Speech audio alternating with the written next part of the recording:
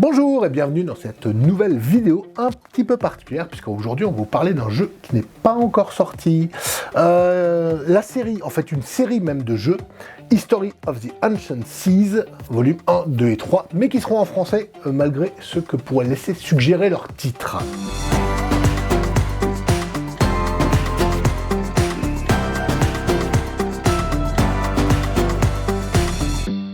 C'est une série qui va débarquer à la fois simultanément en Kickstarter mais aussi en précommande sur notre site. On vous a fait une vidéo pour vous présenter le jeu, en tout cas l'un des jeux de ce triptyque, puisqu'effectivement c'est pas moins de 3 jeux que nous propose Sounds of Drums. Et c'est des jeux écrits par Karl Hauser. Ils intéresseront pas mal de monde puisqu'on est vraiment là dans une approche qui est ce qu'on appelle le Warto, c'est-à-dire du jeu de guerre, mais à destination aussi des joueurs de jeux de plateau, puisque les mécanismes sont simples, il y a de la gestion, il y a du développement économique et technologique, donc tout ça on va vous l'expliquer. Ce seront donc 3 jeux qui sont Hellas, Dies Irae et Mare Nostrum, chacun destiné à un nombre de joueurs différents, c'est-à-dire que le premier volet, Hellas, qui vous permettra de jouer les guerres du Péloponnèse entre Sparte et Athènes, sera pour 2 joueurs, Dies Irae, sur lequel on va un petit peu s'apesantir aujourd'hui, est destiné à 3 joueurs avec un joueur grec, un perse et un égyptien.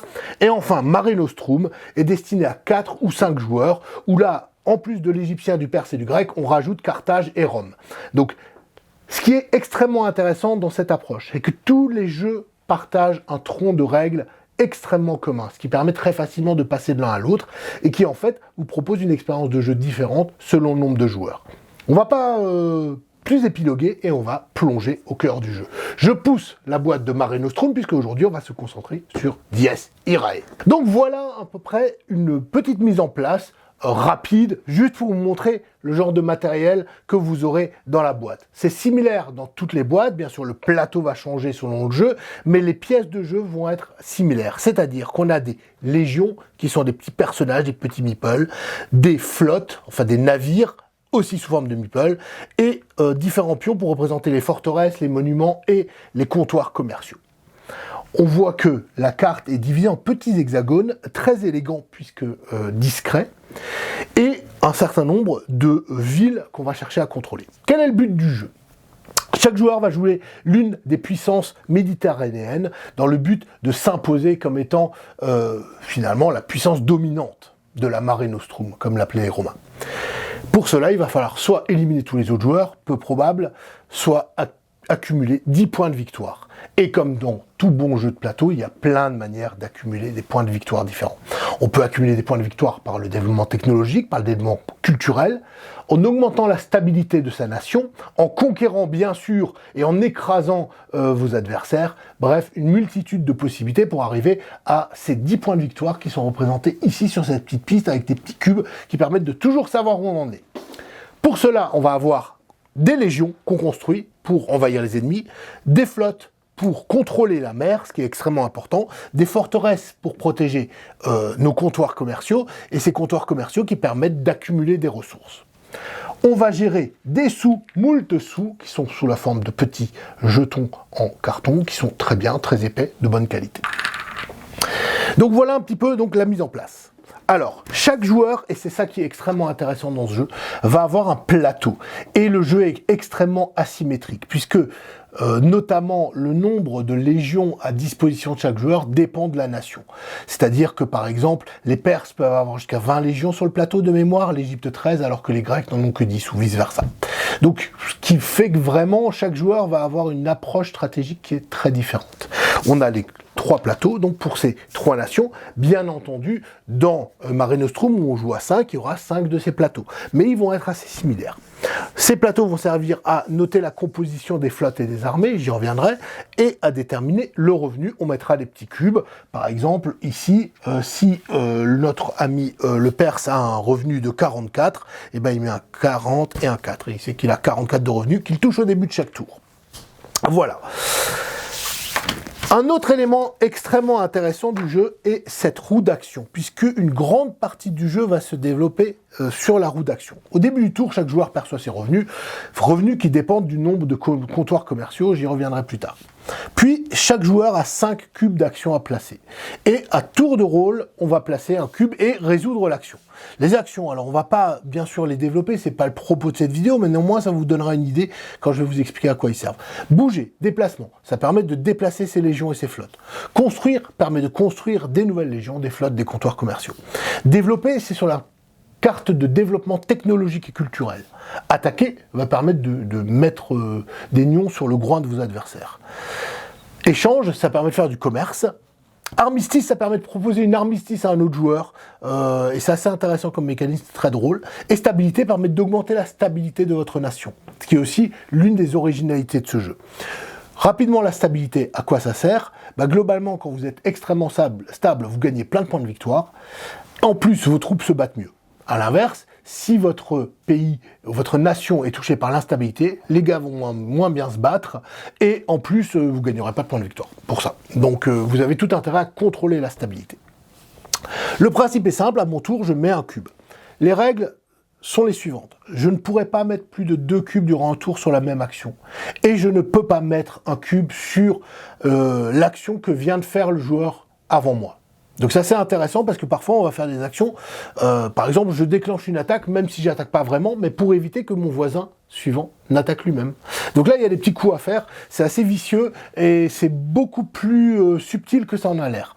Donc 5 cubes, 5 actions par tour, vous pouvez faire au maximum 2 fois la même action. Une fois que tout cela est fait, et ben on passe à un round suivant, etc. jusqu'à ce que les joueurs aient accumulé 10 points de victoire, que l'un des joueurs ait accumulé 10 points de victoire.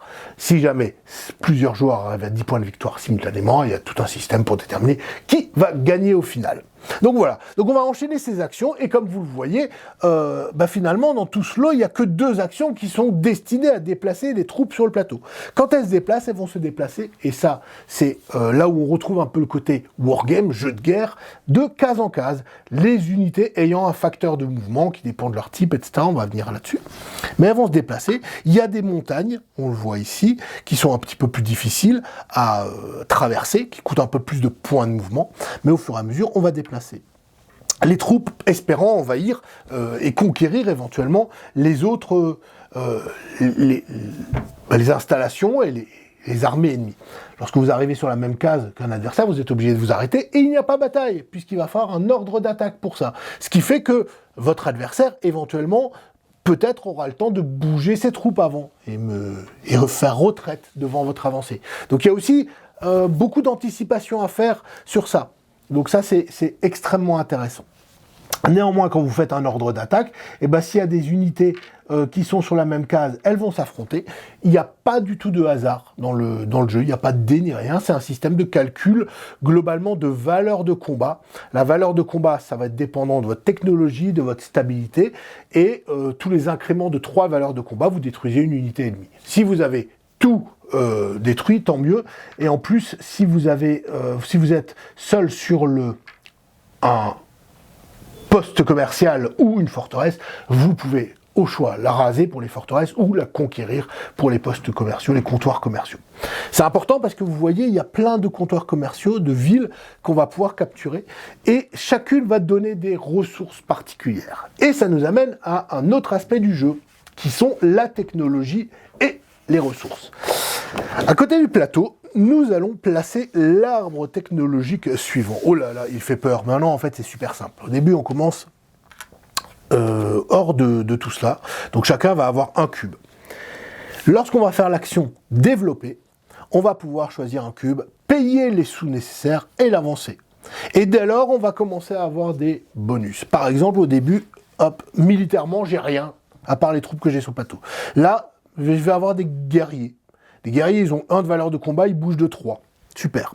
Bon, c'est pas mal, ça permet au moins de se battre. Et je peux construire des guerriers.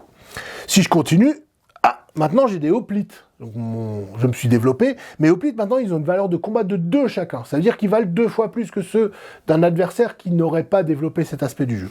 Après, j'ai les phalanges qui passent à 3.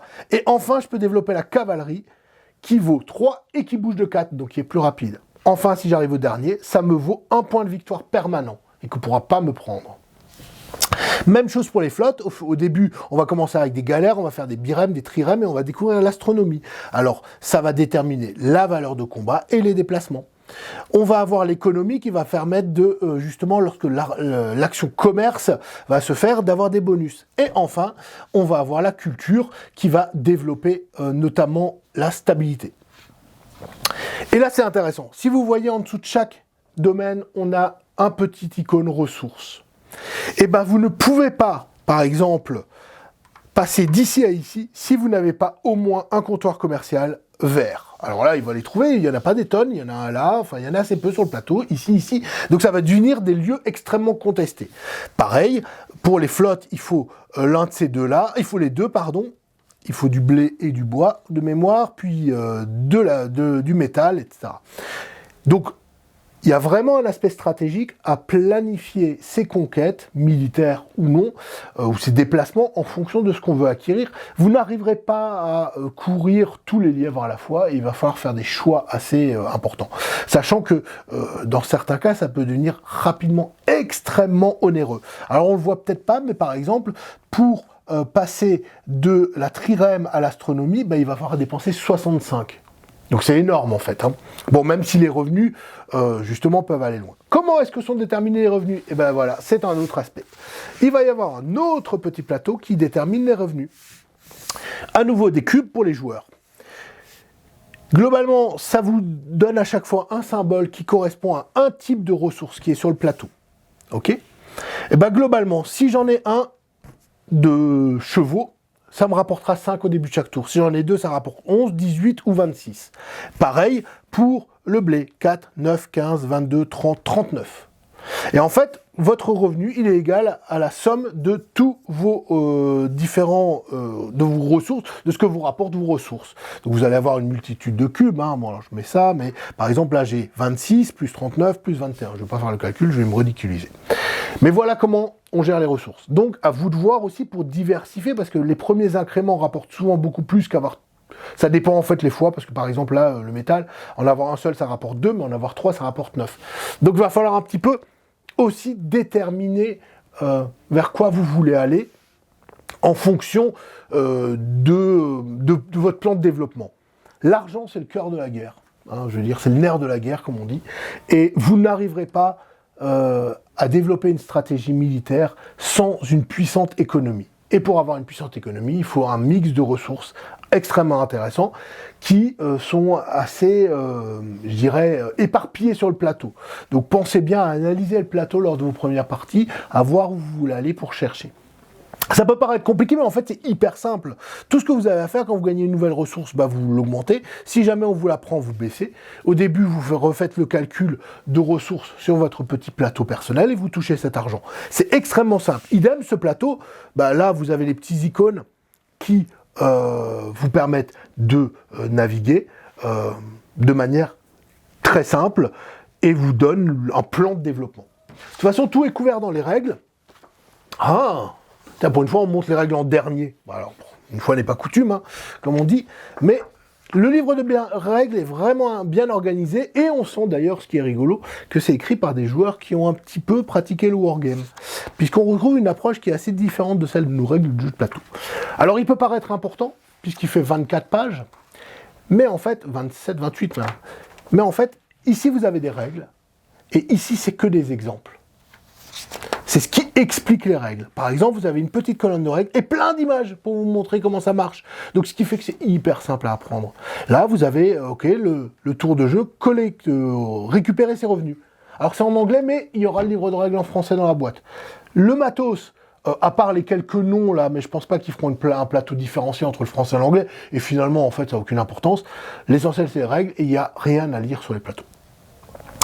Par exemple, collecter les revenus. Ça m'explique comment je calcule mon revenu. Ben voilà, c'est tout simple. En rouge, vous avez les exemples. En bleu, des notes de conception et des notes historiques, ce qui est très bien. Donc vous voyez, au final, c'est hyper aéré. Il y a plein de moments où il n'y a rien, parce que ça ne demande pas 36 000 exemples. Et ce qui fait que si on avait fait les règles autrement, peut-être qu'elles auraient fait que 10 pages au final. Néanmoins, c'est pratique, c'est bien organisé. Hein, on retrouve nos amis Wargamers 9.3, des rappels de règles. Ça, c'est assez commun, mais c'est intéressant. Au niveau de la complexité, si vous avez joué à la série 1754, 1775 et 878 de Academy Games en français chez Asynchron, c'est pas plus compliqué que ça. Si on voulait reprendre un autre jeu qui s'appelle donc aussi chez Asynchron Mare Nostrum, je pense même qu'il est plus abordable que Mare Nostrum pour des joueurs traditionnels.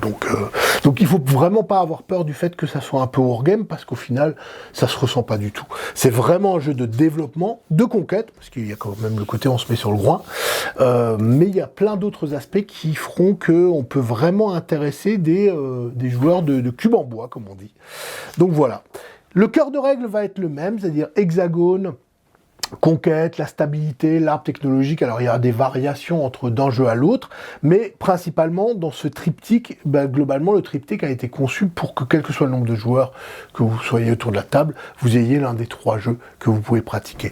On va vous mettre un petit lien dans la description de la vidéo qui vous amènera sur la fiche produit. Vous allez pouvoir cliquer sur le bouton pour être averti quand les précommandes seront ouvertes. Il y aura des extensions en même temps. Alors là, je vous ai parlé du jeu de base, mais les fiches vont vous décrire qu'est-ce qu'amènent les extensions. Il y a des trucs sympas, alors des trucs qui sont cosmétiques, des éléments qui rendent le matos encore plus luxueux, et d'autres qui ramènent de nouvelles options, des armées, des règles de combat un petit peu différentes en fonction des sensibilités de chacun.